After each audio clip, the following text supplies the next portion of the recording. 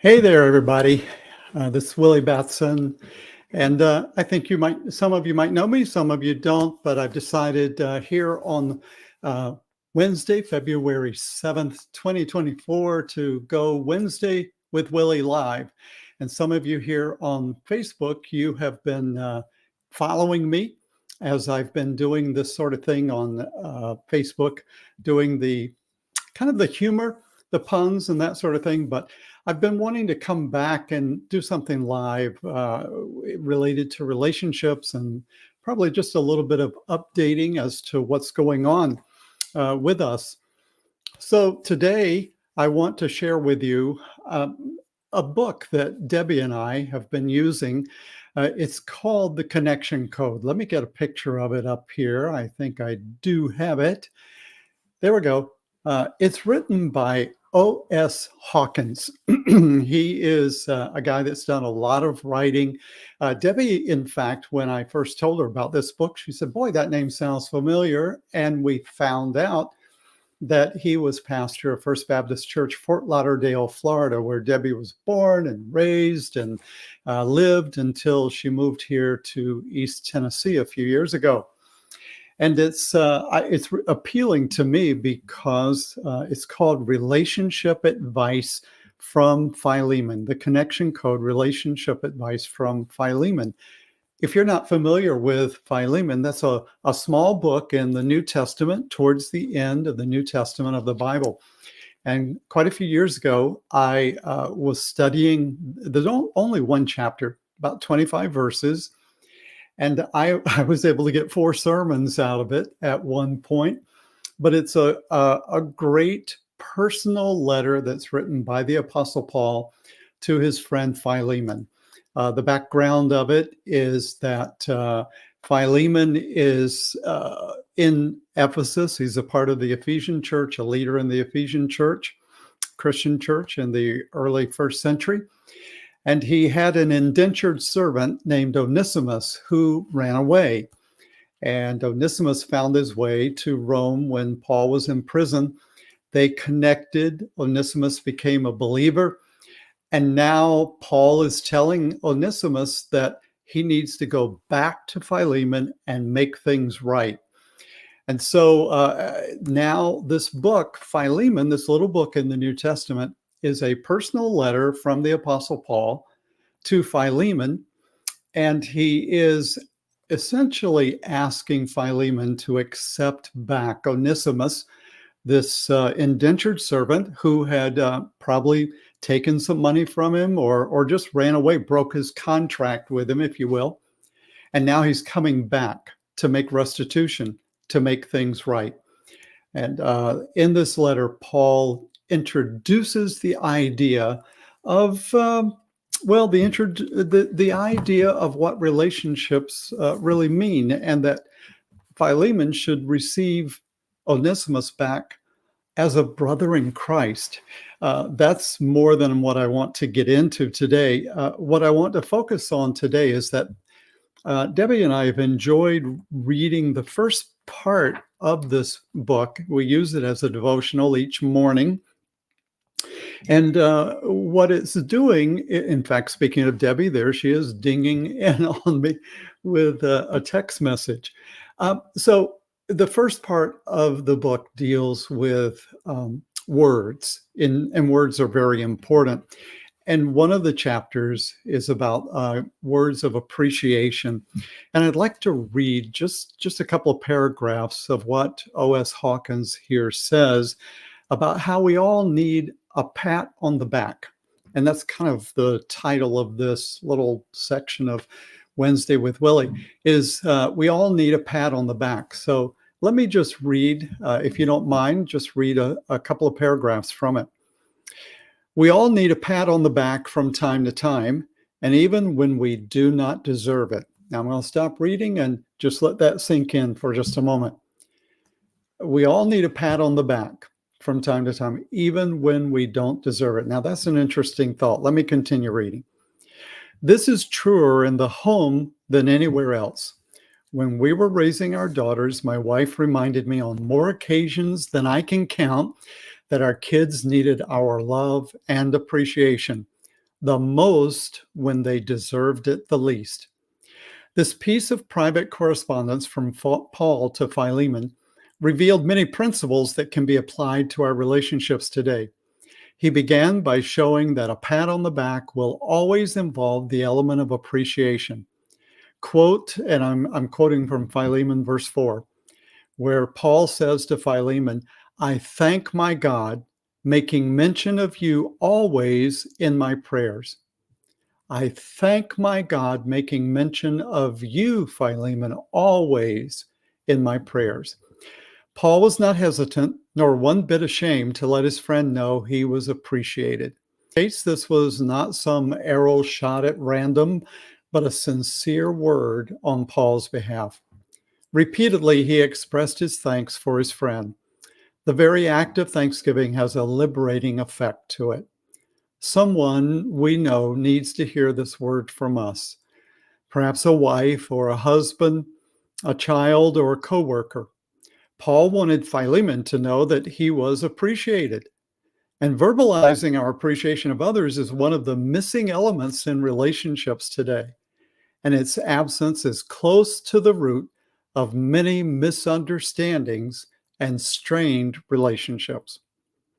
So then Hawkins just challenges us that before we move on, to think about someone that maybe the Lord has laid upon our hearts, upon our minds, that someone who may need a word of appreciation. Now, you could do that through a text. You could do that through a face-to-face conversation with this individual. Maybe even this afternoon, you could just do a pat on the back to somebody, and it will make a world of difference. You'll just see the difference that it will make. And if you're not accustomed to doing that, they may look at you funny and wonder, hey, what do you want? But this is where you can begin to change and shift in the way that you show appreciation to other people. And like Hawkins says, it really needs to begin in our homes. That's so. For those of you who are married, maybe your spouse needs to have a pat on the back. You haven't given them a good word of appreciation for a while, or maybe one of your children, or maybe there is somebody in your work or at your school. So let me just encourage you, kind of leave you with that, because when it's really all about relationships, right? And relationships are very important. So if you're interested, you can go to Amazon, which is where I got the book. I don't get anything for this and any returns, but The Connection Code by O.S. Hawkins. All right. Now, speaking about it's all about relationships, I just want to remind you that my good friend Jerry Vincent and I have a podcast. We're not as regular as we might like to be, but we've done, I think, 4 different seasons. And you can go to my website. Let me put that address up there. You can go to my website, williebatson.com, and click on podcast, and it will take you to a page where it gives you all the information. And this can also be found on the various podcast platforms. We're there.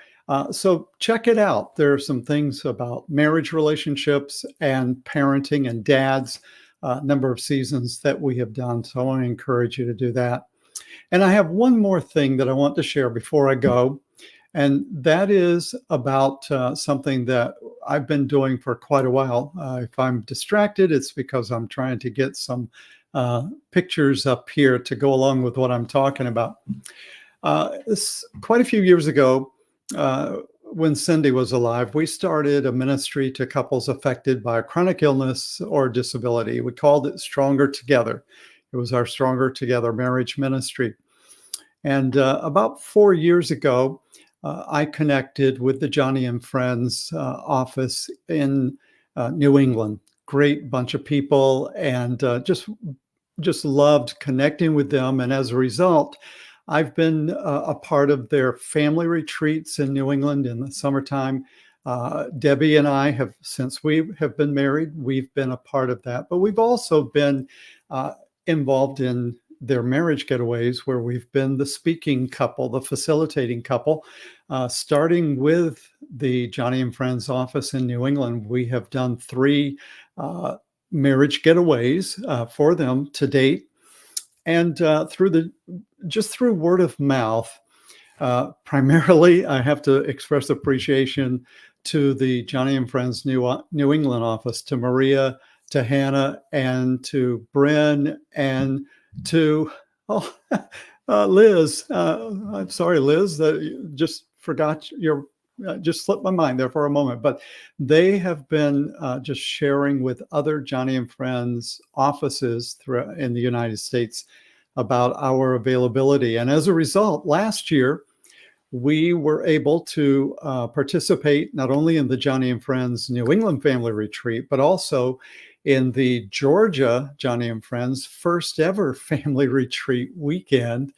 And then also we spoke at the Knoxville, Tennessee Johnny and Friends office marriage getaway last December and 2 weeks later at the New England marriage getaway. And God just keeps opening up this door. We are already committed this year to be at the New England Family Retreat week 1 in June in New Hampshire. And in just about a month and a half in April, we're going to be speaking at the Nashville Johnny and Friends office marriage getaway. And in November, we will be at the Johnny and Friends marriage getaway for North Carolina, for the North Carolina office.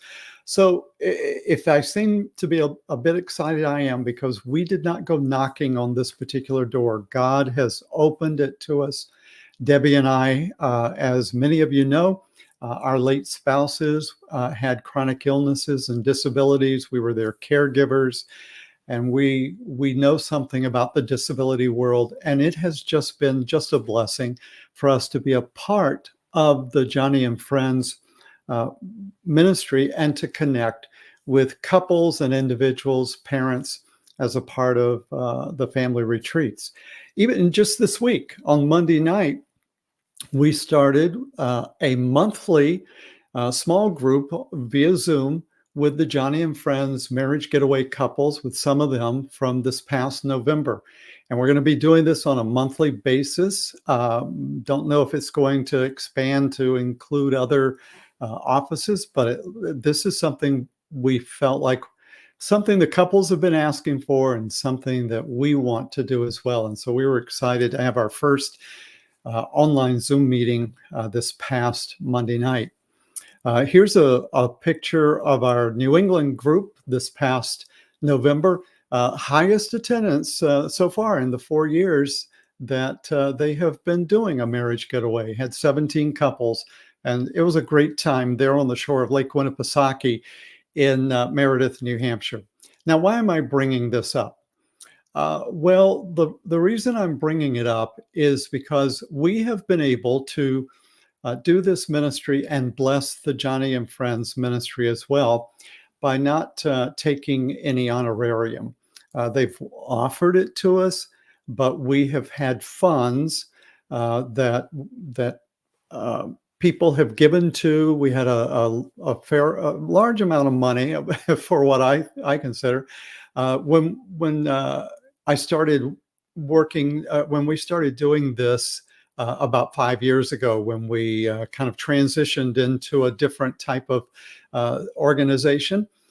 And we've been utilizing these funds through the years. And to be honest with you, I take a stipend from that fund because I'm doing things related to Stronger Together, couples affected by a disability or chronic illness. I've done counseling and not charged for that because I am taking a stipend from that fund.